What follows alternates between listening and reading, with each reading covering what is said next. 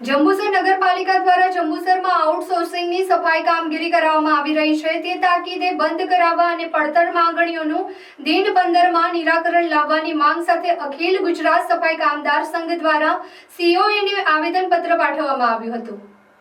અખિલ ગુજરાત સફાઈ કામદાર સંઘ જંબુસરના પ્રમુખ મણીલાલ ડી સોલંકીની આગેવાનીમાં નગરપાલિકા ચીફ ઓફિસરને આવેદનપત્ર પાઠવવામાં આવ્યું હતું કે જો દિન 15માં નિરાકરણ નહીં આવે તો ગાંધી ચિંધ્યા માર્ગ આંદોલનની ચીમકી ઉચ્ચારવામાં આવી હતી।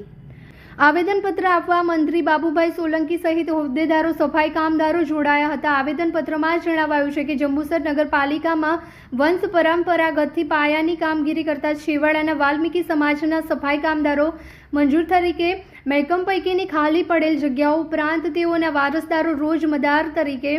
ફરજ બજાવે છે। 3 દાયકા ઉપરાંતથી પડતર માગણીઓ અંગે સંઘ દ્વારા વખતોવખત લેખિત મૌખિક રજૂઆતો પાલિકા તથા સરકારને કરવા છતાં સંદર્ભમાં જણાવ્યા મુજબ નામદાર કોર્ટ અને સરકાર દ્વારા કામદારોના હિતમાં હુકમો પરિપત્રો કરવામાં આવેલ તેમ છતાં મનસ્વી રીતે કોર્ટ અને સરકારના પરિપત્રોનું સરેઆમ ઉલ્લંઘન કરવામાં આવે છે। હક અને અધિકારોના લાભોથી વંચિત આખી શોષણ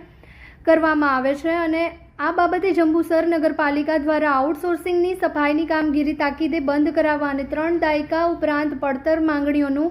દિન 15માં નિરાકરણ કરવામાં નહીં આવે તો સંઘ સાથે જોડાયેલા તમામ કામદારો ગાંધી ચિંધ્યા માર્ગે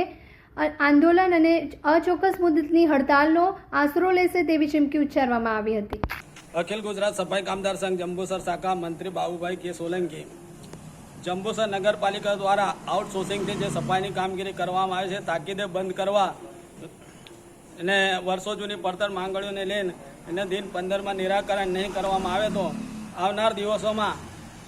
ગાંધી ચિંધ્યા માર્ગે અચોક્કસ મુદ્દતની આંદોલન કરવાની ફરજ પડશે। જે સરકારશ્રીના વખતના પરિપત્રનું અનાદર કરવામાં આવી રહ્યું છે જંબુસર નગરપાલિકા દ્વારા અને સરકારશ્રીના પરિપત્રો અને કોર્ટના હુકમોનો પણ અનાદર કરવામાં આવી રહ્યું હોય છતાં પણ જંબુસર નગરપાલિકામાં આઉટસોર્સિંગથી જે કામગીરી કરવામાં આવી રહી છે તે તદ્દન કુદરતી સિદ્ધાંત અને બંધારણીય જોગવાઈની વિરુદ્ધ હોય એ દુઃખદ બાબત કહેવાય। જો આવનાર દિવસોમાં સફાઈની કામગીરી આઉટસોર્સિંગથી બંધ કરવામાં નહીં આવે તો પડતર માંગણીઓને લઈને અમે અચોક્કસ મુદ્દતના આંદોલન કરવાની ફરજ પડશે।